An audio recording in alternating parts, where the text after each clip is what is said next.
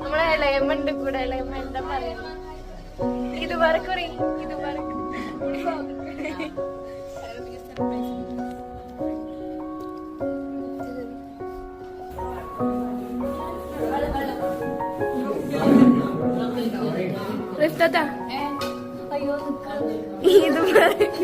ഇത് പറക്ക്. മണി അടയാക്ക അടയാക്ക അടയാക്ക അടയാക്ക. ഇത് പറക്കുറി, ഇത് പറക്കുറി, ഒരു ഇത് പറക്കുറി. ഇത്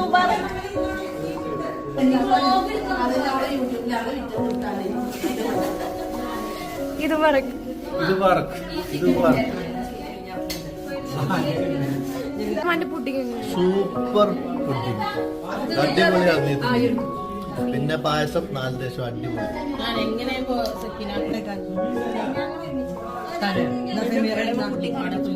ഇളയമ്മ പുഡിങ് എങ്ങനെയുണ്ട്? സെക്കൻഡ് ഇളയമ്മ പുഡിങ് എങ്ങനെയുണ്ട്? നിങ്ങളെ പുഡിങ് സൂപ്പറാണ്.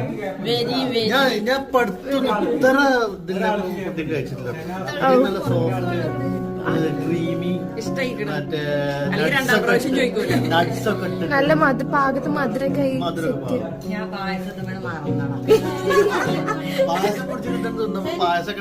പായസം ഒന്നുമല്ല, അത് 4 വയസ്സത്തിന്റെ പായസം ഒന്നുമല്ല ഉണ്ടായി പോയി. ഞാൻ പഴയ സ്റ്റോറി പറഞ്ഞുതരാം. പണ്ട് ഇവിടെ ഒരു പെരുന്നാളുണ്ട്.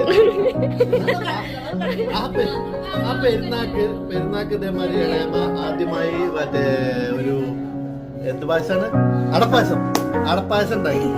അടപ്പായസം ഉണ്ടാക്കിയ സൂപ്പർ അടപ്പായസം എന്നൊക്കെ പറഞ്ഞിട്ട് ഞങ്ങള് ബിരിയാണി കഴിച്ചിട്ട് ഈ അടപ്പായസത്തിന് വേണ്ടി ഇങ്ങനെ വെയിറ്റ് ചെയ്തിരിക്കണം. അടപ്പായസം ഇപ്പൊ കിട്ടുന്നുണ്ട്. അടപ്പായസം ഇങ്ങനെ കിട്ടി. അടപ്പായസം ഇങ്ങനെ ഒഴിച്ചപ്പോ തന്നെ ഒഴിച്ചിങ്ങനെ കുടിച്ചപ്പോ ചോദിച്ചു, എളേമ്മ അടപ്പായസം എവിടെ വെച്ചു? അതാണ് കയ്യിലാണ്. ഇത് ഓർലിക്സ് അല്ലേ? അടപ്പായസം തരുന്നായിരുന്നു. അത് സംഭവിച്ചത്. അടപ്പായസം ഉണ്ടാക്കിയത് ഓർലിക്സ് ആയി മാറി. പക്ഷെ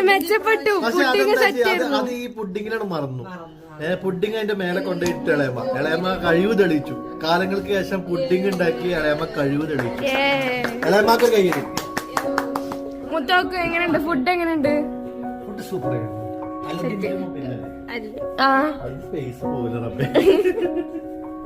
സുന്ദാത്ത എന്താ പറയാ? ഇത് പറക്ക്, എന്താണ് പറയുന്നത്? തലയിൽ തട്ടറി